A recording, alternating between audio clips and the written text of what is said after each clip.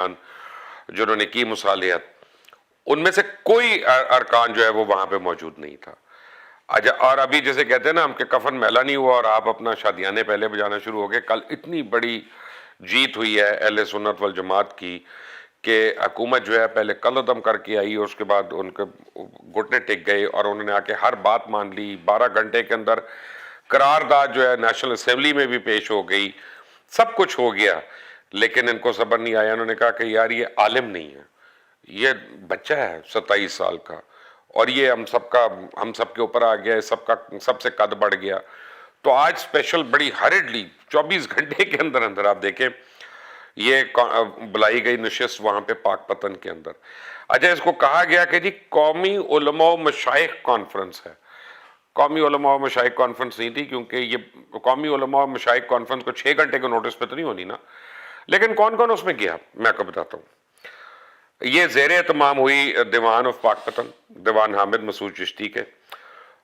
फारूकी जेब सजादा नशीन आस्ताने आलिया हजरत बाबा फरीदुद्दीन मसूद गंज शक्कर, ख्वाजा मोहम्मद आमिर शरीफ गुरेजा, साबिक मुशीर वजीर आजम पाकिस्तान, सजादा नशीन कोट मिठन शरीफ, ख्वाजा मोहम्मद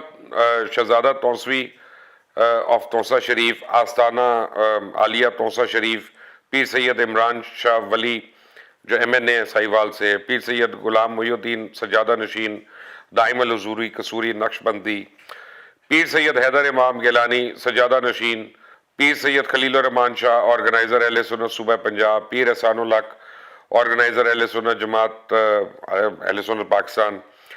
पीर सैयद मोहम्मद नबील और रहमान शाह साहब सजादा नशीन आस्ताने आलिया करमा वाली शरीफ। और मैं आपको एक वीडियो दिखा रहा हूँ, ये जब मैं ये नाम बोल रहा था तो आप वीडियो देख रहे थे। ये वीडियो किसी के पास नहीं है, ये वीडियो मेरी चुड़ैल जो है वो लेके आई, और ये मैं आपको दिखा रहा हूँ कि ये सारे जमा है वहां पे और ये सारी बातें कर रहे हैं। तहरीक लब्बैक वालों को मैं बता दूं कि उनके अंदर फूट पड़वाने के लिए काफ़ी लोग पड़ चुके हैं। अब ये उनके ऊपर डिपेंड करता है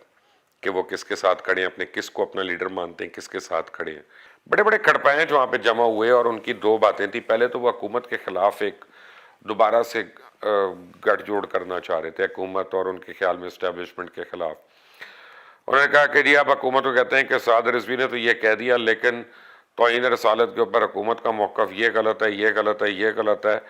तो अब होल्ड करें इसको और वो हमसे मुज़ाकरात करें, और पहली शर्त हम ये रखते हैं कि शेख रशीद को हम बली का बकरा बनवाएं और शेख रशीद की के इस्तीफ़े पे हम जोर दें। बेसिकली इस्तीफ़ा शेख रशीद का नहीं चाहिए,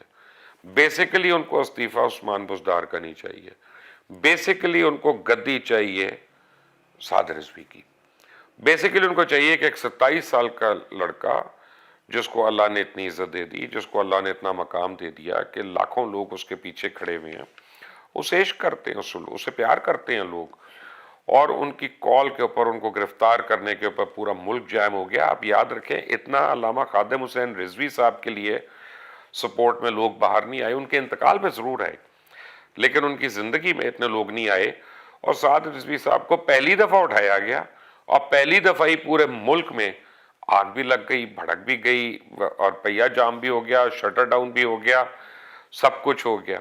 और साद रिजवी का स्टैचर जो है वो एकदम इतना बड़ा हो गया कि नहीं, अब अगले इलेक्शन में अगर वो जाते हैं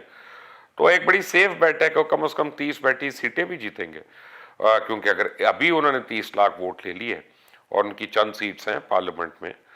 तो अगले इलेक्शन तक उनकी जो ये वोट बैंक है ये बिल्कुल इंटैक्ट रहना है, क्योंकि साल 1.5 साल के बाद इसको कोई फर्क तो पड़ता नहीं है। तो या तो ये सारे लोग वो वोट बैंक अपनी तरफ लेके आए और वो सपोर्ट अपनी तरफ लेके आए,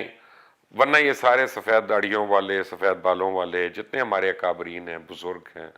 ये साद रिजवी साहब के पीछे लगे रहे, ये इनको कबूल नहीं। आज की अफ्तारी में यही सब कुछ डिस्कस हुआ,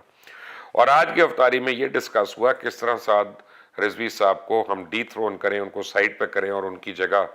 हम जो है वो हम में से कोई आए। जिन लोगों ने इनके साथ मिलने से इनकार कर दिया, जो नहीं आए, सरवत कादरी साहब नहीं गए वहां पे, डॉक्टर जुबैर साहब नहीं गए, पीर खालिद साहब बलूचिस्तान वापस चले गए लेकिन उधर पाकपतन नहीं रुके, मियाँ जलील जो थे वो नहीं गए वहां पे, निज़ाम सियालवी साहब नहीं गए वहां पे खुद से। अच्छा, वो उनका ये मानना है, इन सारे उलमा का जो नहीं गए कि हुकूमत पे दर पे बेवकूफ़ियाँ कर रही है और हुकूमत जो है वो जवाब फराहम कर रही है कि जिसमें तहरीक लब्बैक मज़ीद बड़ी होगी, लेकिन वो नहीं चाहते कि अहले सुन्नत वल जमात में कोई तफरका हो, कोई डिवीज़न हो। साहिबजादा हामिद रज़ा साहब भी नहीं गए, उन्होंने भी इनकार कर दिया। अब इनकार किया या कोई मजबूरी थी, लेकिन ना जाने का मतलब है नहीं गए। तो ये लोग वो हैं जिनका ख्याल था कि अगर हम लोग इस वक्त तफरका करेंगे तो बहुत बुरा होगा, लेकिन ये जो पहले मैंने जिन लोगों के आपको नाम बताए, ये बड़ी सीरियसली निटिंग कर रहे हैं कि किसी तरह तहरीक लब्बैक में तोड़ फोड़ हो और साद रिजवी साहब जो हैं उनको हम अलग करें और उनकी जगह पे हम खुद आएँ, क्योंकि साद रिजवी साहब जेल से भी सबके दिलों पे थे और जेल के अंदर रहते हुए भी उन्होंने अपनी रिहाई नहीं मांगी। असल में साद रिजवी साहब का कद कहाँ बड़ा हुआ, ये समझने की बात है कि हुकूमत से मुज़ाकरात में उन्होंने अपनी रिहाई नहीं मांगी, उन्होंने अपने कारकुनों की रिहाई नहीं मांगी, उन्होंने जिनके ऊपर दहशत गर्दी के पर्चे हुए उनके लिए नहीं मांगा, उन्होंने जमात को वापस लीगलाइज करने के लिए कोई डिमांड नहीं की। उनका ये हम अदालत से करेंगे, जाके अपने राइट पे हम लड़ेंगे, हम अपने वकीलों से मुशावरत करके। उसमें उनका स्टैचर बहुत बड़ा हो गया कि जनाब ये कोई ब्लैकमेल नहीं किया, इन्होंने कोई जोर आवरी नहीं की और इस तरह से की। लेकिन वो क्या कहते हैं कि रास नहीं आ रहा, बहुत लोगों को प्रॉब्लम हो रही है। मुफ्ती मुनीब रहमान का आपने कल से नाम सुना है? कल से जब से 3 दफ़ा इजलास हुआ या 3 दफ़ा आप समझे नशिस्त हुई हुकूमत की और TLP की,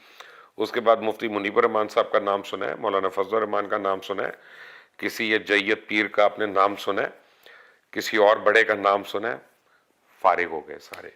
ये प्रॉब्लम है और इसलिए इस वक्त एक साजिश हो रही है जनाब साद रिजवी के खिलाफ। इसकी मजीद अपडेट्स मैं आपके पास लेके आता रहूँगा, लेकिन उसके लिए इस चैनल को सब्सक्राइब कर